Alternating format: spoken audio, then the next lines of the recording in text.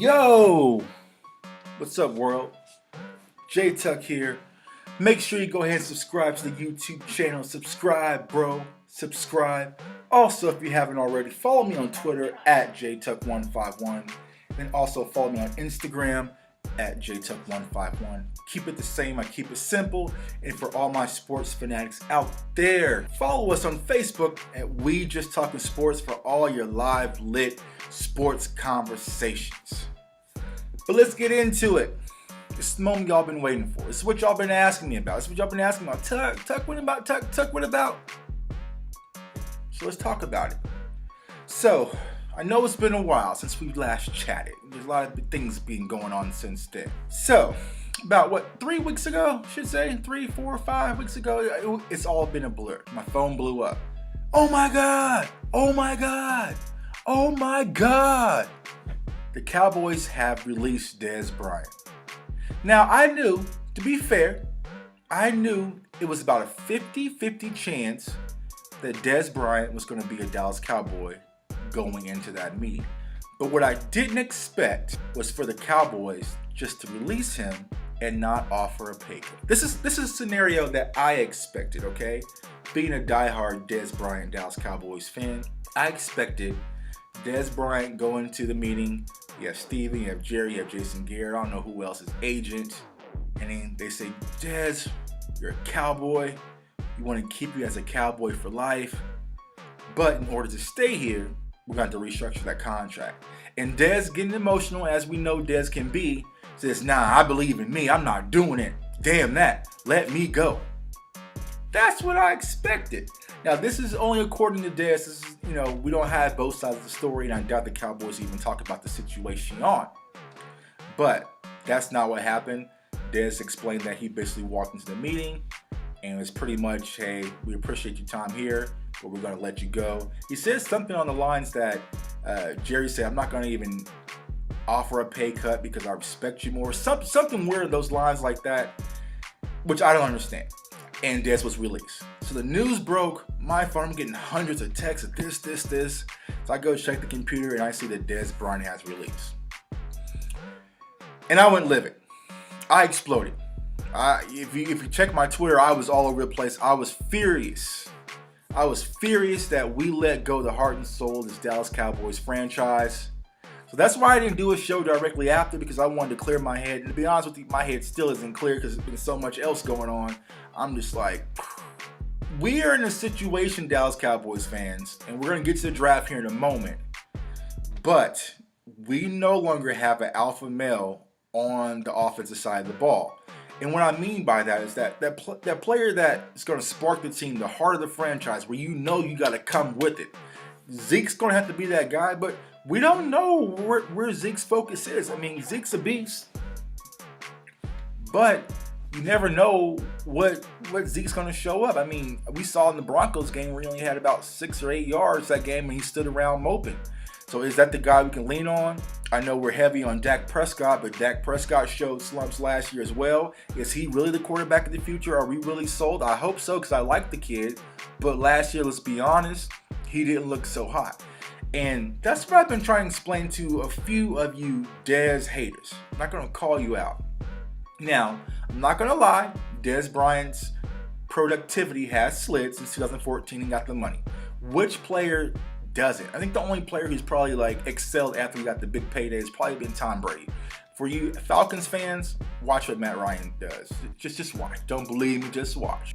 But his production has slid, but partially due to health, partially due to age, but largely due to a quarterback change. And what I've been trying to explain is he doesn't have Tony Romo anymore, someone that is going to force him the ball and try to feed him at all costs. That's not Dak Prescott. You remember the Green Bay game, the catch, Dez still caught it game. The game was on the line. It was like 4th and 6, 4th and 5, something of that nature. And Tony Romo just dropped back and trusted my guy over your guy and threw the ball to Dez, and Dez made a hell of a catch. And that was that.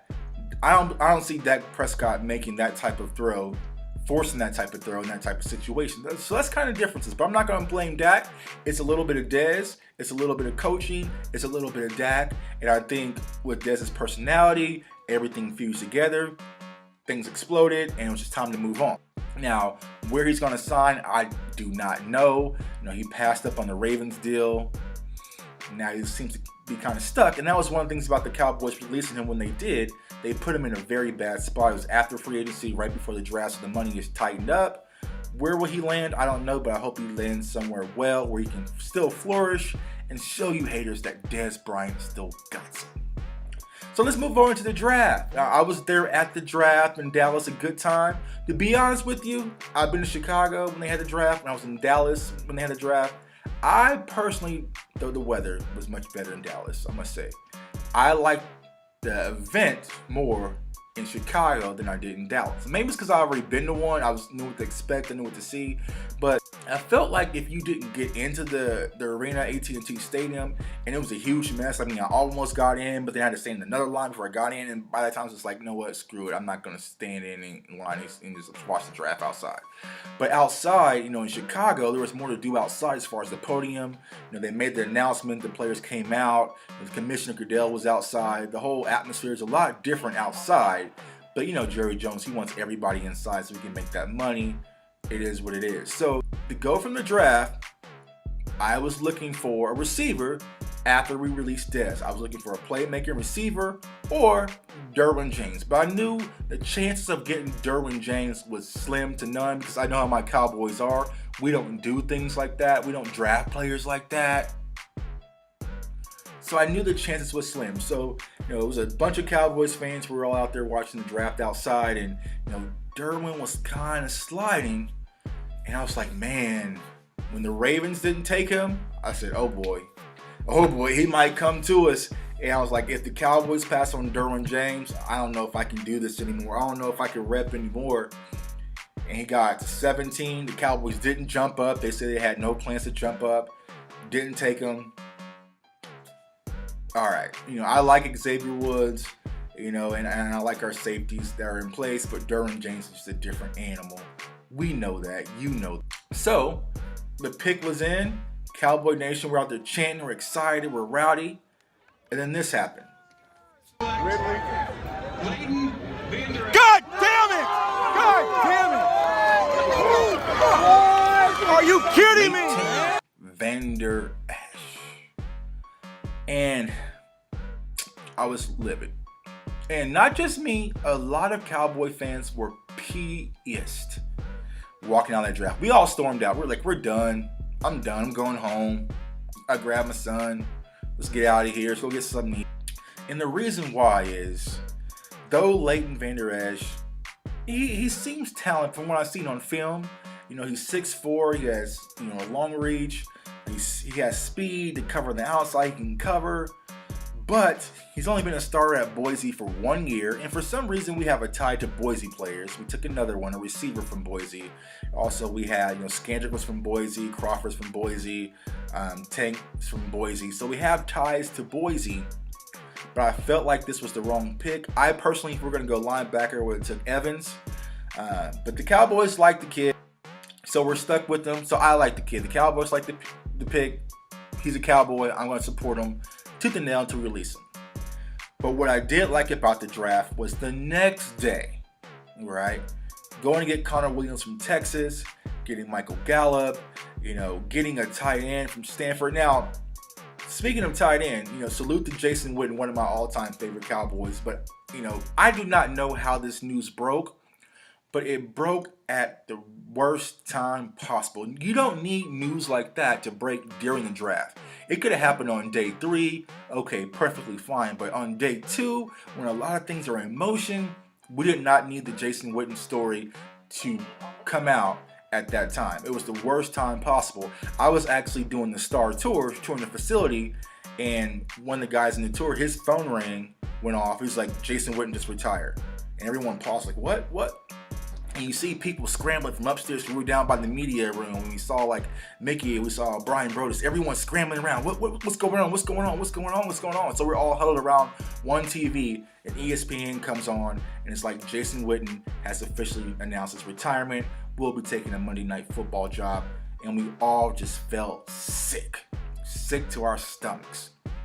But it was the worst possible time, not on day 2. And I know Jerry's been upset to somebody leaked that story where it came from. It was just bad timing. But it wouldn't be the Dallas Cowboys if things just didn't go wrong, you know? So it is what it is. But I like day 2.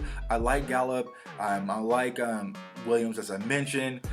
We even took a quarterback from Western Kentucky, Mike White, which he has a cannon for an arm. I seen him play randomly one night where I was just watching football, and Kentucky was on. I was like, oh, the quarterback, he has an arm. And I think he played baseball because from a baseball pedigree. So I think that's where he has it from. So he might be pushing for the backup job. A lot of people are high on Cooper Rush. Maybe he's going to challenge Cooper Rush for that second job, and who knows, maybe for that starting job. So, and also I like drafting Bo with the 7th pick from Alabama, a running back, a beast running back. So if you can get him motivated behind that O-line, and then have Zeke and Bo, that can be electric in Dallas, establishing the run game. But we shall see. So I'm kind of excited for the Dallas Cowboys' future. A lot of people have been asking me. We are now officially, with Witten retired, Romo's gone, Dez is gone. We are now officially in the new era of the Dallas Cowboys franchise. As a fan, it hurts. My entire man cave down here besides Zeke and Dak behind me. But moving forward that way is all Witten, Dez, Romo. Those are my guys. So we're moving into a new era of the Dallas Cowboys. I thank those guys for all their effort. It sucked we couldn't put them in a position to play in any meaningful game. Not even a Super Bowl, just a meaningful game, just something of importance. NFC Championship, we couldn't get them there. And that's Jerry's fault. And so I'm putting that ownership on Jerry's because these guys gave everything they had. So Dallas Cowboys fans, hit me up, man, below in the comments. How do you feel about the new era of Dallas Cowboys football? Are you excited? Are you still hurt about the changes? Do you think we're going to, bounce back from our season we had last year and go back to how things were in Dak and Zeke's rookie year with our old line being stronger and being tightened up? How do you feel? How do you feel going into the season, going into camp? Are you solidified and excited about Dallas Cowboys football? Hit me up. Hit me up on Twitter. Hit me up on Instagram, jtuck151. Also in the comments, and subscribe. And may the force be with you.